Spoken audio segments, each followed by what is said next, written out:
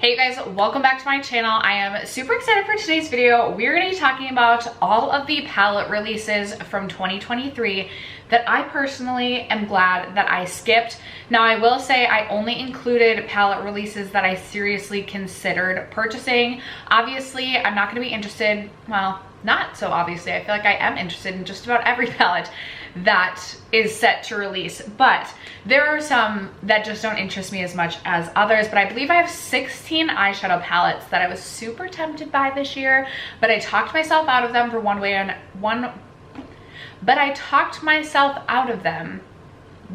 another, and I'm super glad that I did, and we're gonna get into all of it.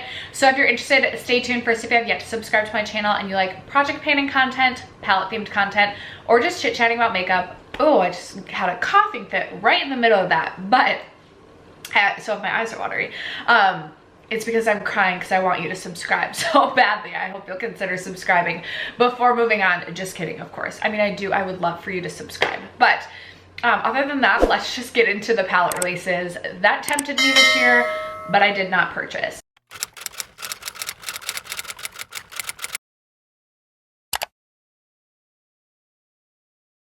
All right, you guys, obviously the year is not over. There are still palette releases that I'm sure will come out, and I'm pre-filming this at least probably 6 to 7 days in advance. I am currently trying to post every single day in November and probably December too. So pre-filming just a little bit. So if there are some palette releases that happen in the next couple of days that you don't hear me talk about, that's why. Most of these are, well, they're like a range. Some from the beginning of the year, some from the middle, some from the end. Okay. I'm gonna scoot over so that I can post photos over here. I'm gonna start with this one from Adept Cosmetics.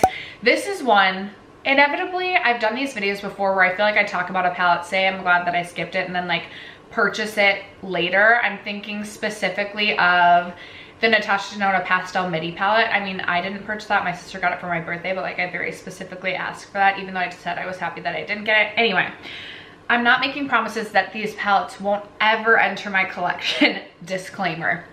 But this one from Adept Cosmetics, and of course I didn't save the name in this, but this one right here.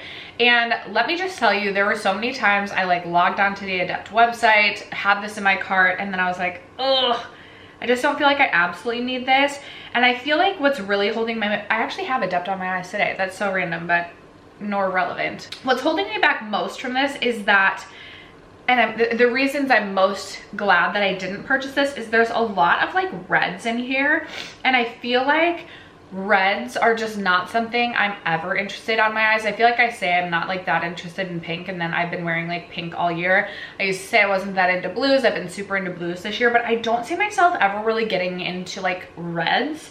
And it just feels like there's a lot of like reds going on. I get a lot of the reds are like those shifty shades, but I just don't feel like I would actually get a ton of use out of this palette. So, and Adept Cosmetics palettes are more expensive, so I am glad that I skipped this one. Moving on to another indie brand, and let me tell you, so many times this was in and out and in and out and in and out of my cart. I can't remember who I recently heard reviewing this palette, and they were saying that I think the mattes were just not as pigmented as they were expecting, which honestly wouldn't be that big of a deal to me because I would be more interested in this palette for the shimmers. This one is from Gourmand Girl Cosmetics, and it is the Haunted palette. I haven't tried anything from Gourmand Girls, and I'm really trying to get more into indie brands. I just feel like indie eyeshadow palettes are really what has my attention right now. And I'm kind of wanting to like dabble in all the brands, just like see who has the best, you know? I think biggest thing for me is as I look at this color story, like what is holding me back? The shade I most want this palette for is that like bright neon, like limey, lemony yellow electric sort of shade. But overall, the rest of the palette, there's only 1, 2, 3, 4, 5 like metallic shades, and I like indie palettes and indie shadows specifically for their metallics or their duochromes, their multi-chromes, their special shades. So I just don't feel like I would have ended up getting a ton of use out of this palette, so I'm glad that I skipped that one, but I do still want to try Gourmand Girls Cosmetics. Okay, next up, of course I don't have the name saved for this one either, but I have this one from Dose of Colors. And let me tell you, I was almost 100% certain that I was going to purchase this when this launched. I saw the teaser photos. I was like, I'm so into that. I haven't tried Joseph Colors shadows in so long, but I've always had good luck with them. And then again, I can't remember who I heard reviewing this palette. I feel like I've only heard like one person talk about it, but they just were saying that they were super kind of disappointed in the palette and the palette quality. And I feel like there's nothing so special about this palette that like would have really added something valuable to my collection. And it was more expensive, so overall, just really glad I skipped this one. Okay, I have a couple of Colourpop releases, and these two I'm also like, I can't promise these won't ever end up in my collection, especially with Colourpop. I feel like it's so much easier to like justify a purchase because they're less expensive.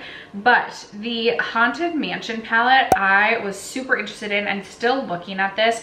I think this is so beautiful. I don't know if you can even get the Haunted Mansion palette anymore, but I also just feel like with Colourpop palettes specifically, I get like super excited about them and then I use them for a bit, but then like I get really bored of them and they're easy in my mind for me to like let go of and declutter, I think because I spent not as much as a lot of my other palettes.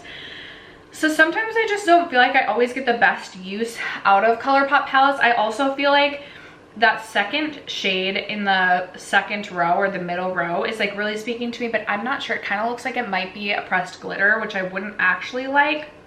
I see that bright blue in there that like looks really pretty, but when I talk about like liking blues, it's not like that specific blue that I'm feeling I get a lot of use out of. And then there's a purple and a green. So like really I feel like I do have a lot of these shadows likely scattered throughout my collection, but I feel like the presentation on this was done really well. I think it looks really beautiful, but because I feel like I would use it a few times and then end up decluttering this, I'm glad that I didn't get that one. And then the other one, you guys, I almost logged on to Colourpop to order this from the Colourpop site rather than waiting for this to end up in Ulta. But it's the Colourpop Cloud9 new Cloud9 palette, which I think is interesting that the Cloud9 palette is a 12 pan palette because Colourpop also does 9 pan palettes, and I just feel like maybe it would have been like, I don't want to say it makes more sense for Cloud9 to be 9 shadows, but like, do you get where I'm going with that? Like, I feel like they likely could have taken out the white shade and something else. This palette though looks so beautiful, and I feel like this palette is everything that I want Colourpop That's Taupe to be. Like, I feel like That's Taupe leans a little bit more gray than I want it, specifically in the mattes. Whereas this, I don't know, and I think it's like, maybe it's the lighting that this picture was taken, but like some of those shades look like they are like multi-chrome shades. It just looks really beautiful. Again, I think the presentation on this one was done really well, but again, for those same reasons that I feel like with Colourpop palettes, like I'll use them, but then like just so easily declutter them, and it's like, okay, maybe they only cost like $14 or $18 for me to purchase, but then if I'm not using them that much before decluttering, like ultimately that's still a waste of money. So I do think I have these shades scattered throughout my collection. I have the Huda Grunge palette coming to me. Hopefully by the time this video goes up, I have the Huda Grunge in my hands, and I just feel like so many other brands are doing cool tone palettes right now that like I just don't need this one in my collection. Do I think it's very, very pretty though? Yes. Do I promise this won't ever end up in my collection? No. But as of right now, I'm patting myself on the back that I haven't immediately gone out to purchase this. It is still sitting in my Ulta basket though, like online. Okay, next up we have from the Pat McGrath Love collection. I feel like I really wanted to pick up one of these, but then I'm like, okay, no matter which palette I get, I would have gotten one of the ones that at least had 3 metallic shades. But I always complain about Pat McGrath mattes and just not being like what I love.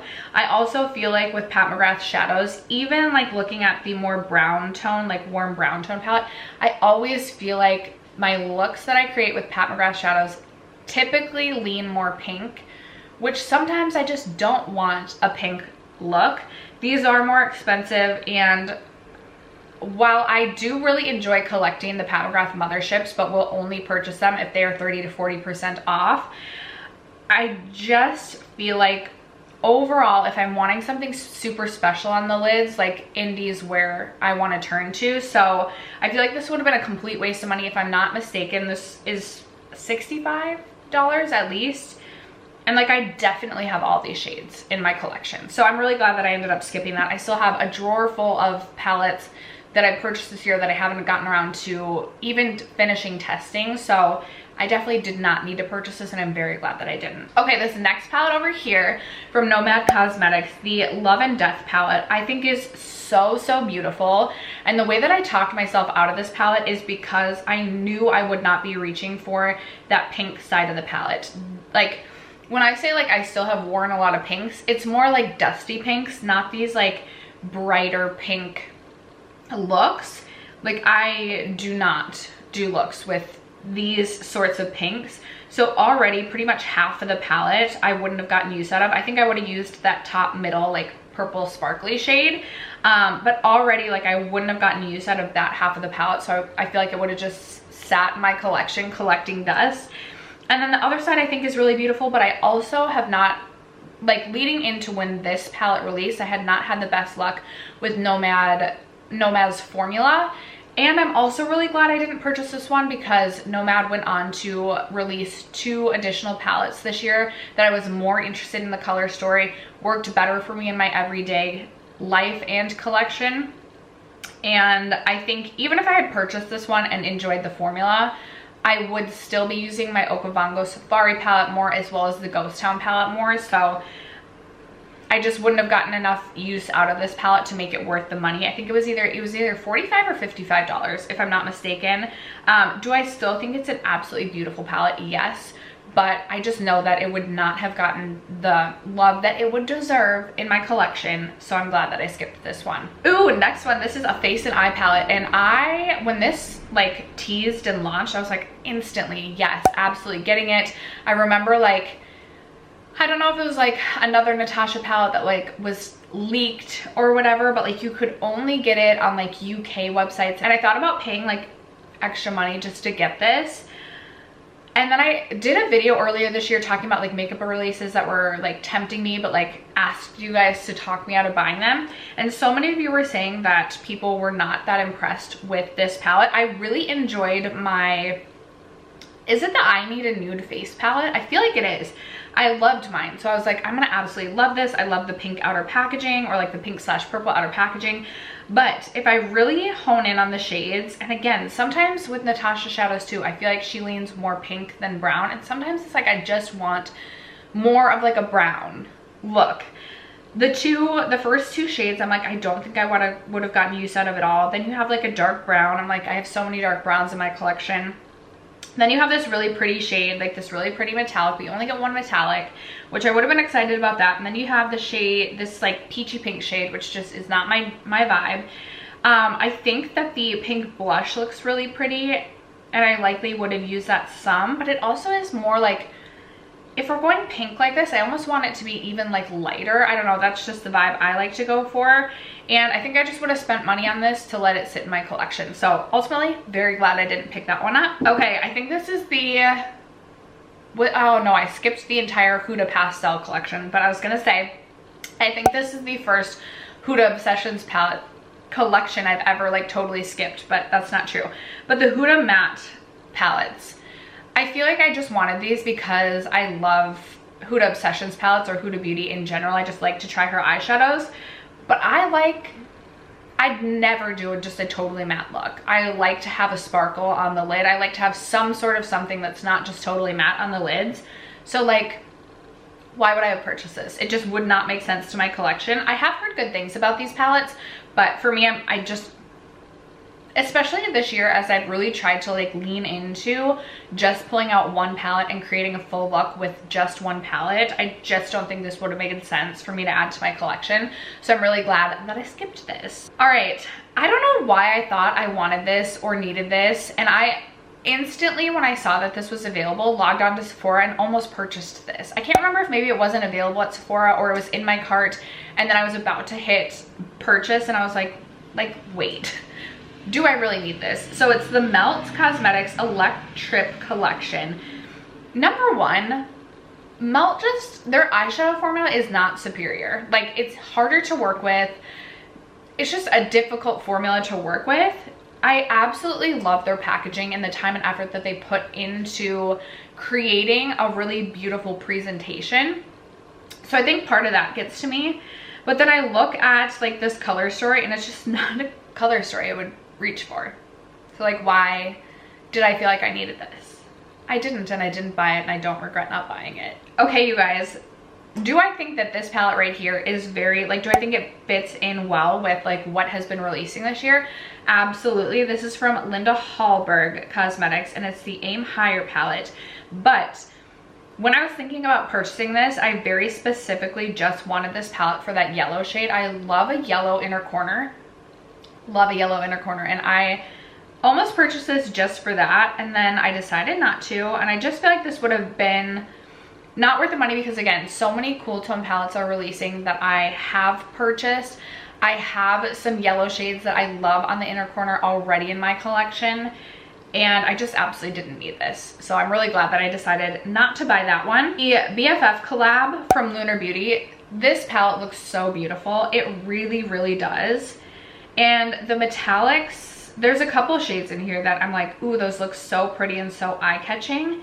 But as I look at the palette as a whole, I'm like, for the most part, it actually kind of reminds me of, I'm not gonna grab it because I will have the picture of the BFF collab over here. It reminds me kind of the Glamlite Nearly Natural palette. Yes, this palette has more shades, but it reminds me of the Nearly Natural palette, which is like already a favorite, and like I really don't need, I didn't need this, and I didn't buy it. And I'm so happy I didn't. Okay, next up we have the ABH Rich Romance palette. Rich Romance, correct? I went back and forth and back and forth and back and forth and back and forth on this, and ultimately I decided not to purchase it. And I think the shade that really was sticking out to me was the shade Moonlight. I think that looks like such a gorgeous shade. I have seen some very, very, very beautiful looks created with this palette, but it's definitely a little bit deeper and just something that I don't think I would have gotten a ton of use out of. Like, I think I would have tested this out and then put it on my shelves and not reached for it again. And the ABH palettes are up to $55, which is crazy. So I'm glad that I didn't purchase this. I've also really, really, really been loving my ABH Cosmos palette. So like, I'm just happy with that palette. I didn't need this. I don't need to own every single eyeshadow palette. And so I'm very glad that I decided not to purchase this one. Okay, you guys, next up, I have the Ghostface collection from, or palette from Glamlite. Okay, first of all, my daughter has this fascination with Ghostface. So when I showed her that there was an eyeshadow palette releasing for Ghostface, she was like, we need to get that. And I wanted to purchase it just for her. And then like, I knew she would forget about it literally the next day. Although I will say like 3 weeks later, she was asking about it. And I was like, should we purchase it? And then I was like, no, we shouldn't. Again, this just fits so well into like what is releasing and launching right now. I think this is really beautiful. I think when I first saw it, I was like, I feel like there's not that, I feel like it's like a very monochromatic palette with like not a lot of like, I don't want to say like depth, because there is depth, but I was like, really, like what is this? And then when I saw other pictures, I was like, okay, this does look very beautiful. Glamlite always makes a great formula. Their metallics are so good, and the metallics in this palette truly do look so beautiful. But just thinking through like when I would actually get use out of this palette, I would not, this is not a palette I feel like I would create a look to wear to work. So like, we're already taking away 5 days out of the week. And I do have, again, I know I just purchased the Natasha Xenon palette, which, I mean, I wore to work on Halloween, but like, I'm not wearing that palette to work, but I did want to like collect that. I just feel like I wouldn't have gotten use out of it. And while I think that I really enjoy like the collaboration, I just feel like it would have been a waste of money for me personally. So that's why I'm glad I didn't purchase that one. And then the last palette that I have to talk about, I actually did not really even realize that this released, and then when I saw it, I was like, ooh, I think I need that. And then I was like, girl, slow down. You don't even really like your Natasha, or not Natasha, your Nabla palettes anymore. Like, you keep decluttering them. This is the Nabla Side by Side Nude palette. This is really pretty. I will say this is really, really pretty, but I think I'm gonna end up decluttering my Natasha side. Why do I always want to say Natasha for literally every eyeshadow palette I'm talking about? I think I will end up decluttering my Nabla Side by Side palette at the end of this year.